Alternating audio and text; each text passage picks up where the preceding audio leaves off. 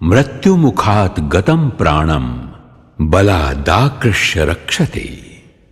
निरंजन निराकार महेश्वर ही एकमात्र महादेव हैं जो मृत्यु के मुख में गए हुए प्राण को बलपूर्वक निकालकर उसकी रक्षा करते हैं।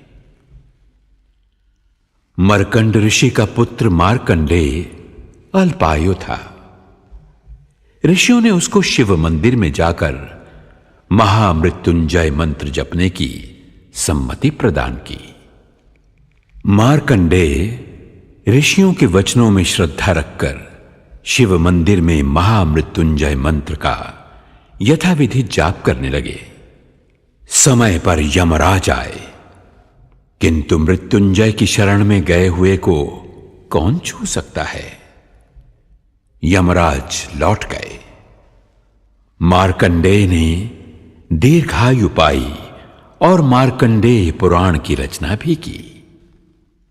ओम मृत्युंजय महादेव त्राहि मां शरणागतम जन्म मृत्यु जरा रोगै पीडितम कर्म बंधनै।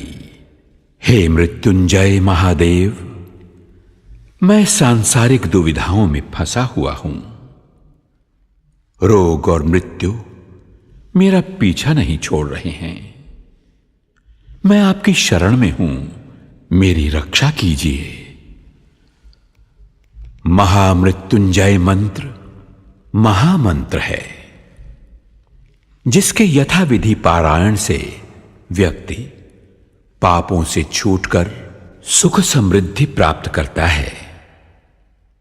इस लोक में नाना प्रकार के कष्टों से, मृत्यु भय से मुक्त होकर संपत्ति रिद्धि सिद्धि प्राप्त करने का सरल उपाय महामृत्युंजय मंत्र ही है।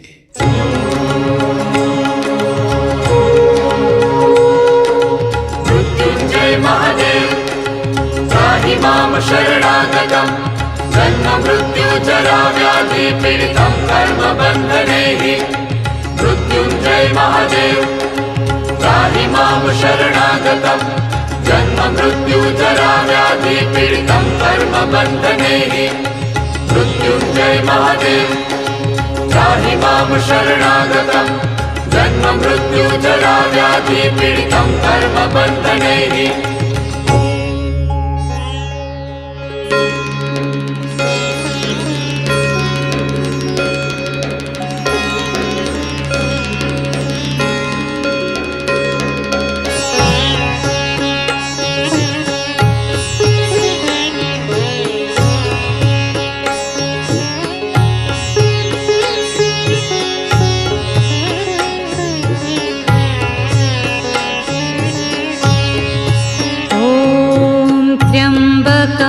यजामहे सुगन्धिं पुष्टिवर्धनम् उर्वारुकमिव बन्धनान् मृत्योर्मुक्षीयमामृतात्। ॐ त्र्यम्बकं यजामहे सुगन्धिं पुष्टिवर्धनम् उर्वारुकमिव बन्धनान् मृत्योर्मुक्षीयमामृतात्। ॐ त्र्यम्बकं यजामहे सुगन्धिं पुष्टिवर्धनम् उर्वारुकमिव बन्धनान् मृत्योर्मुक्षीयमामृतात्। ॐ त्र्यम्बकं यजामहे सुगन्धिं पुष्टिवर्धनम् उर्वारुकमिव बन्धनान् मृत्योर्मुक्षीयमामृतात्। ॐ त्र्यम्बकं यजामहे सुगन्धिं पुष्टिवर्धनम् उर्वारुकमिव बन्धनान् मृत्योर्मुक्षीयमामृतात्।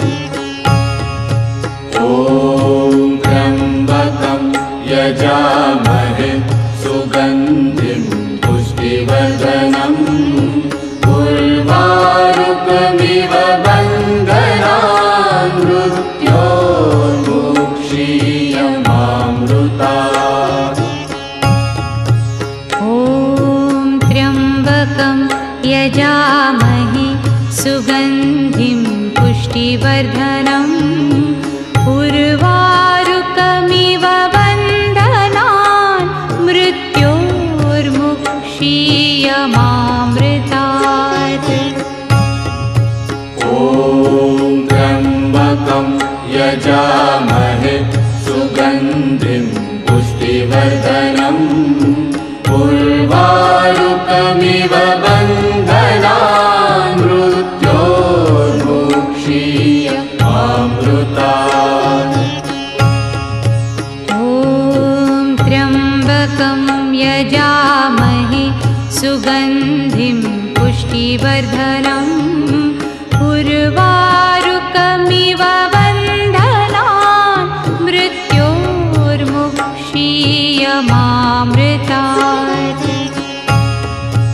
ॐ त्र्यम्बकं यजामहे सुगन्धिं पुष्टिवर्धनम् उर्वारुकमिव बन्धनान्